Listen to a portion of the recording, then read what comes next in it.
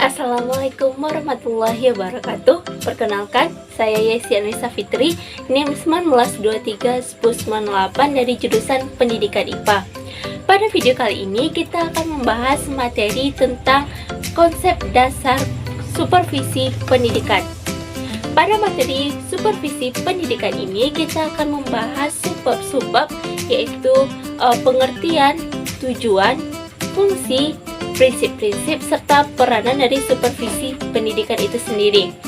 Nah, untuk pertama kali mari kita kenali apa sih itu supervisi pendidikan. Apa sih pengertian dari supervisi pendidikan? Kita lihat dari segi kata.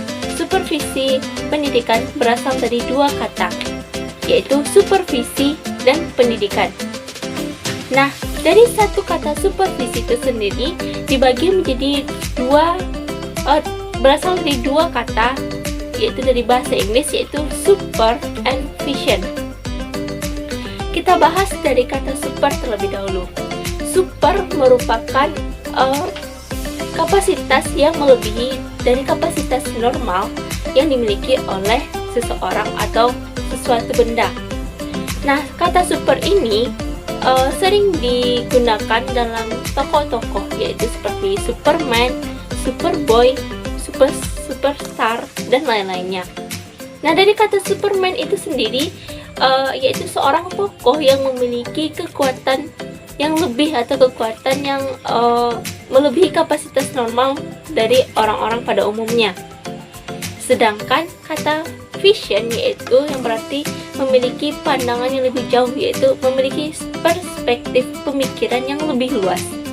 Jadi, supervisi merupakan pembinaan yang berupa bimbingan atau tuntutan ke arah perbaikan sistem pendidikan pada umumnya yang bertujuan untuk peningkatan mutu mengajar dan belajar.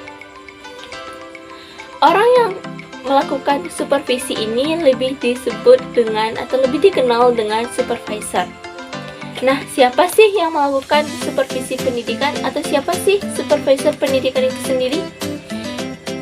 Yang melakukan supervisi pendidikan atau yang dikenal dengan supervisor pendidikan yaitu orang yang melakukan supervisi pendidikan, orang yang melakukan koordinasi, orang yang melakukan pembinaan secara terus-menerus atau secara kontinu terhadap para guru, baik secara individu maupun secara kelompok, agar mereka lebih paham atau lebih efektif untuk mencapai tujuan-tujuan pendidikan.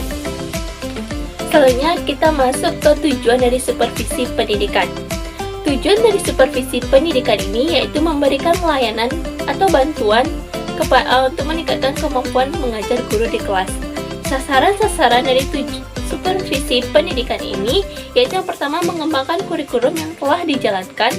Yang kedua, meningkatkan berbagai proses pembelajaran yang ada di sekolah. Dan yang ketiga, yaitu mengembangkan seluruh staf. Nah, selanjutnya kita masuk ke prinsip-prinsip supervisi pendidikan.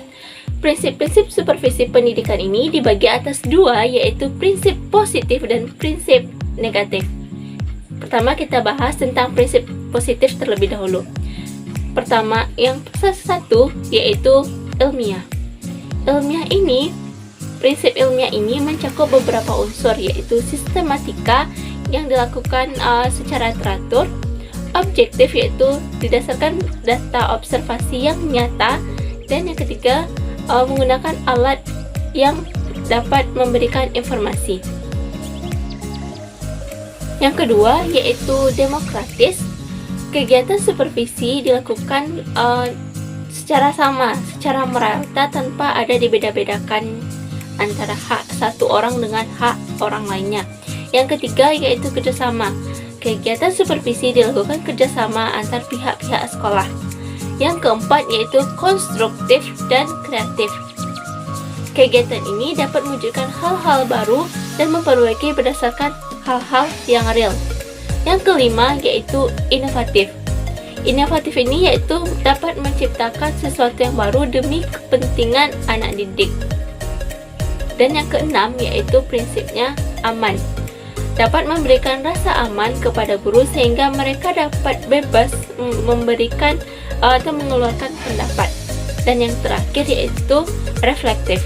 Reflektif ini yaitu supervisi dilaksanakan harus sesuai dengan keadaan yang sebenar-benarnya tanpa ada rekayasa atau pembohongan. Selanjutnya kita akan bahas fungsi supervisi pendidikan. Yang ada 8 fungsi dari supervisi pendidikan. Yang pertama yaitu mengkoordinasi semua urusan sekolah. Yang kedua yaitu melengkapi kepemimpinan sekolah. Yang ketiga, memperluas berbagai pengalaman sekolah.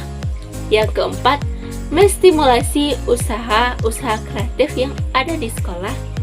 Yang kelima, memberikan berbagai fasilitas. Yang keenam, analisis situasi belajar mengajar yang ada di sekolah. Yang ketujuh, memberikan pengetahuan dan keterampilan. Dan yang terakhir, yang kedelapan, yaitu memberikan wawasan yang luas dan berintegrasi satu dengan lainnya. Kita masuk ke subbab yang terakhir yaitu peranan dari supervisi pendidikan. Seorang supervisor pendidikan dapat berperan sebagai yang pertama yaitu koordinator yang dapat mengkoordinasi semua sistem pembelajaran. Yang kedua sebagai evaluator yang dapat mengevaluasi pembelajaran yang ada di sekolah. Yang ketiga dapat menjadi pemimpin kelompok. Dan yang keempat yang dapat menjadi konsentrator yaitu sebagai konsentrasi dari berbagai masalah.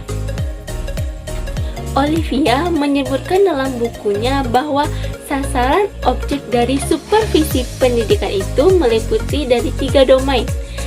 Domain-domain tersebut yang pertama memperbaiki pengajaran, yang kedua mengembangkan kurikulum, dan yang ketiga pengembangan staf khususnya.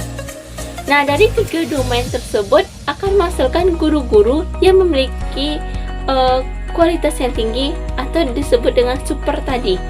Nah, dari guru-guru yang super dan memiliki kualitas yang tinggi tersebut akan meningkatkan juga kualitas dari pembelajaran, sehingga pembelajaran tersebut akan menjadi lebih baik lagi.